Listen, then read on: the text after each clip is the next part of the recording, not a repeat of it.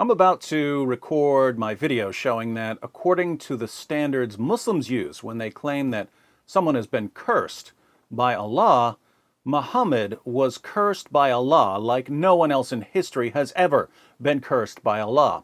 But it's kind of depressing going through Muhammad's horrible life, so I decided to make a more light-hearted video first.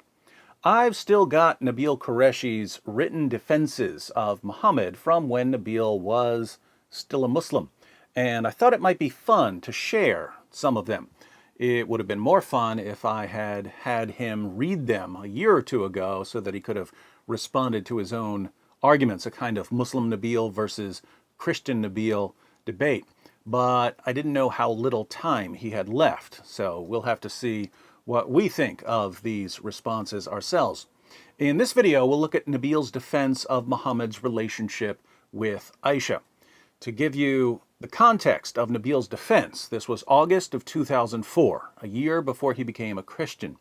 Nabeel was about to start med school, and he had recently given a presentation at Mike Lacona's house, yes, the Mike Lacona's house, on Muhammad's miraculous scientific insights and predictions.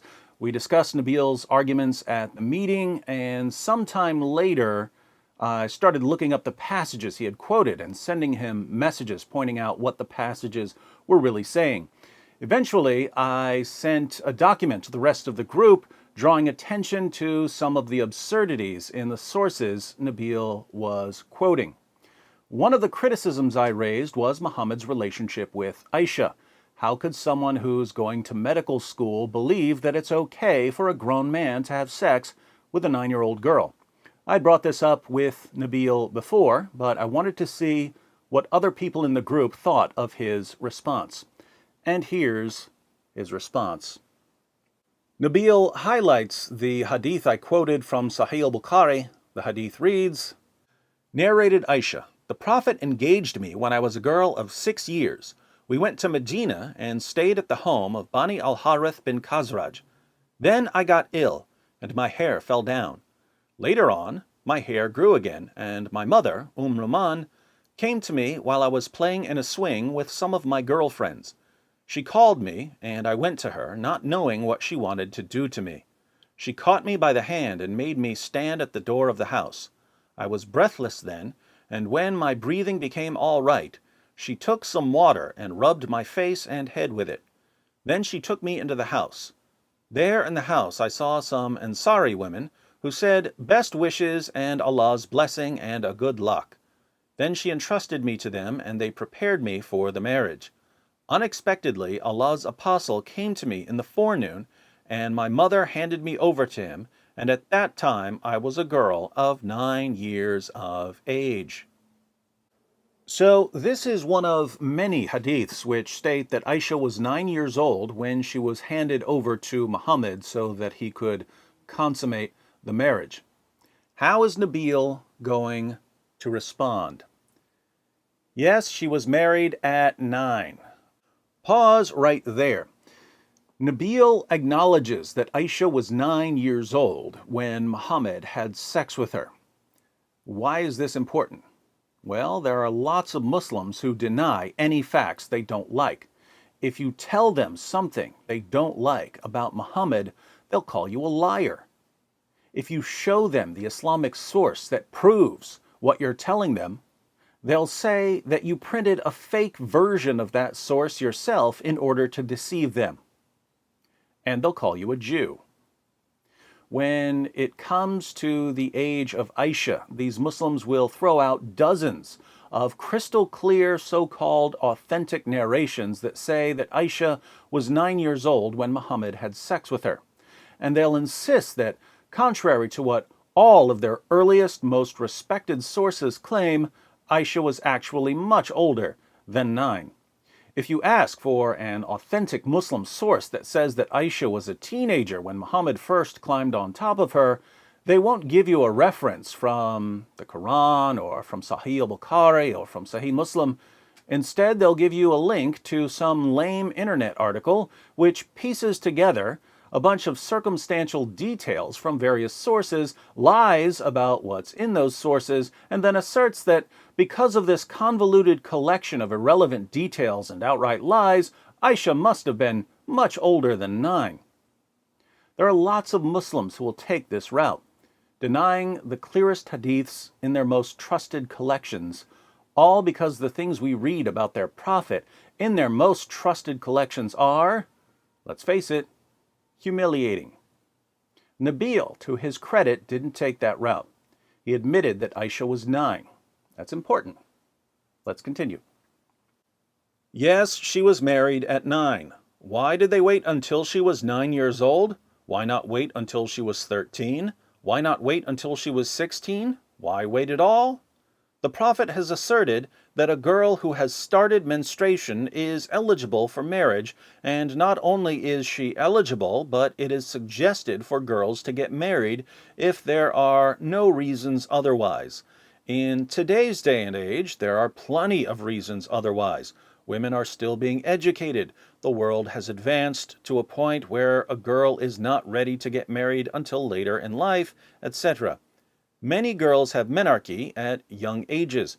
The age of 9 is not that unusual. My sister tells me that she has friends that first menstruated at that age. Thus, it is not so strange to reach adulthood early. Early by our standards, keep in mind, and with adulthood comes marriage. What's wrong with this response? It might be easier to ask what isn't wrong with this response, because apart from admitting that Aisha was 9 years old, everything is wrong. According to Nabeel, Muhammad said that a girl who has started menstruation is eligible for marriage. Muhammad actually claimed that even prepubescent girls are eligible for marriage, since Surah 65 verse 4 of the Quran lays down guidelines on how to divorce prepubescent girls after having sex with them. Nabeel claims that Aisha had reached puberty by the time Muhammad had sex with her. Yet we know that she hadn't reached puberty because she was still playing with dolls, and girls who had reached puberty weren't allowed to play with dolls. Sahih Muslim 3481. It was narrated from Aisha that the Prophet married her when she was 7 years old, and she was taken to him as a bride when she was 9 years old, and she took her dolls with her. He died when she was 18 years old. Sahih al-Bukhari 6130. Narrated Aisha, I used to play with the dolls in the presence of the Prophet, and my girlfriends also used to play with me. When Allah's messenger used to enter my dwelling place, they used to hide themselves, but the Prophet would call them to join and play with me. The playing with the dolls and similar images is forbidden, but it was allowed for Aisha at that time, as she was a little girl, not yet reached the age of puberty. Aisha was allowed to play with dolls in the presence of her husband, who was in his 50s, because she was a little girl who hadn't reached puberty. Nabeel suggests that Muhammad waited until Aisha was 9 years old to have sex with her because he was waiting for her to reach puberty. But we've seen that she hadn't reached puberty, so why did Muhammad wait until she was 9 years old to have sex with her? I'd say we already saw the answer in a passage we read. Aisha said that after her marriage was arranged, she got sick and her hair fell out. So Aisha had some sort of childhood illness. Muhammad waited until her hair grew back. Nabeel asserts that once a girl has reached puberty, she's an adult. Now, Nabeel was on his way to medical school. He was president of the Pre-Med Honors Society in college. I took several science classes with him. Didn't Nabeel know that puberty is a process that takes several years? And that menarche is simply a sign that the process has begun? And that a 9-year-old girl isn't actually an adult? Her hips haven't widened? That takes a while. Other physical changes take years. Did Nabeel really believe this revolting Islamic mantra, old enough to bleed, old enough to breed? Nabeel understood how puberty works, so why was he pretending that a 9-year-old girl is an adult? Because his allegiance to Muhammad forced him to pretend that a 9-year-old girl playing on a swing, playing with dolls, is no different from a grown woman. This is what belief in Muhammad does to people. Nabeel continues, "You may argue, well, why did he have to marry her? Why couldn't someone else do it? If you knew more than what you chose to learn, where are you getting these arguments from anyway? You would have learned more history about the revered Aisha. Aisha was engaged from a young age to a friend of her father's. The practice of engagement even before birth is not an unusual thing. The child has only to accept at the time of puberty and it becomes official. If he or she does not accept, then the marriage cannot continue. Anyway, her fiancé had not embraced Islam. As he realized how close Abu Bakr, Aisha's father, was to the Prophet, he decided he did not want to marry her. A broken engagement is usually somewhat disgraceful, not out of religious reasons, but out of cultural tendencies. To quell any rumors and dissolve any disgrace from his friend and his friend's daughter, the Prophet offered to marry her. This is not to say that the marriage was out of pity, but there was more motivation than, hey, I'd like to marry her. So Aisha's fiancé, Jubair ibn Mut'im, who was a pagan, decided not to marry her because she was a Muslimah. This rejection would have been embarrassing for Aisha and her father, so Muhammad, in a spirit of selfless concern for his friend Abu Bakr and his daughter Aisha, decided that he would restore their honor by having sex with Aisha. What a guy. Nabeel's explanation here doesn't line up very well with what we read in the Muslim sources, but let's run with it. According to Surah 33, verse 21 of the Quran, Muhammad is the pattern of conduct for Muslims. Now, think about the people involved in this story. We've got Muhammad, the seal of the prophets and pattern of conduct for Muslims. We've got Abu Bakr, Muhammad's closest companion and the first of the rightly guided caliphs. And we've got Aisha, who's called the mother of the faithful in Islam. What life lessons can we learn here? What's the takeaway for Muslims? Well, if you're a Muslim and your best friend has a little daughter and he's already arranged her marriage to some pagan, but the pagan is having second thoughts, you should imitate Muhammad and swoop in and rescue the girl by marrying her when she's 6 or 7 and having sex with her when she's only 9. Could you imagine someone using this defense in court? Muhammad ibn Abdullah, you've been charged with child marriage, multiple counts of child molestation, multiple counts of aggravated sexual abuse, multiple counts of fondling a child under the age of 10, and multiple counts of making your child bride clean your semen stains, which is just gross. How do you plead? Not guilty, you filthy kafir judge. Explain your actions to the court. Well, my best friend was in a bit of a bind. He had arranged a typical child marriage, marrying off a little girl to a much older man, but the man started getting cold feet, so, good friend that I am, I took the prepubescent little girl for myself and had lots and lots of sex with her. Totally normal in my religion. I hereby sentence you to 1 jillion years in prison. Will I need to register as a sex offender when I get out? I said 1 jillion years in prison. Next case.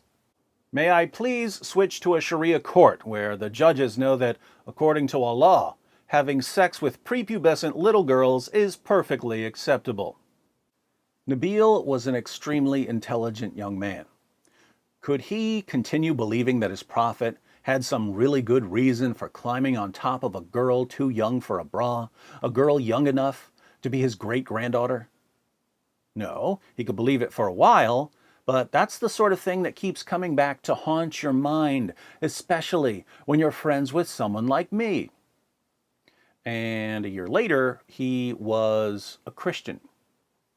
I bring this up because we need to be aware of some typical stages in our interactions with Muslims. The first stage is what we might call the ignorance stage. Muslims rarely know what's in their sources, so we need to be the ones who help them out of that stage of ignorance. Their leaders want to keep them in a state of ignorance. We want them to escape the ignorance. So we tell them what their sources say about Muhammad, and this pushes them into stage 2, the denial stage. Stop lying about my prophet. He never had sex with a little girl. That's a lie made up by Jews. After we take them through their sources, Muslims eventually reach the excuse stage. Well, yes, our prophet had sex with a little girl, but it was for a really good cause. He had to put his penis in her because it was the only way to rescue her from embarrassment.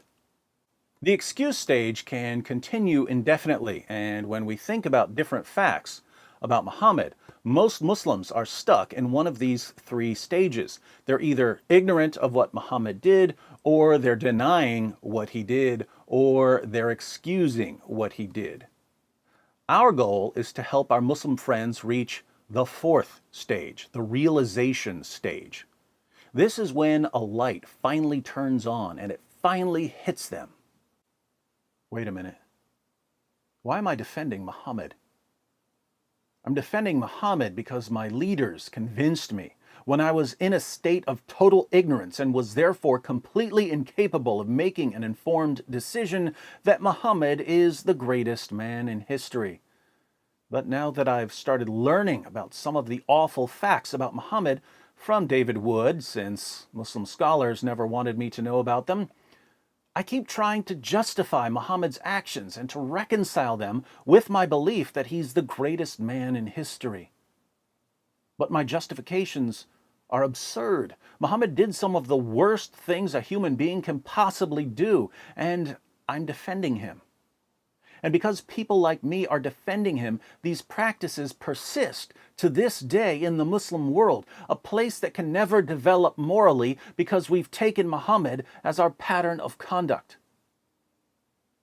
Maybe instead of gullibly believing what my leaders say, I should be reevaluating my belief that Muhammad's the greatest man in history.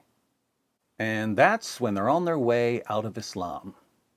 Of course, they'll only get to stage 4 if we, the people who love them and want them to know the truth, are relentless in studying their sources and sharing what we find. Now, back to Allah's merciless curse on Muhammad.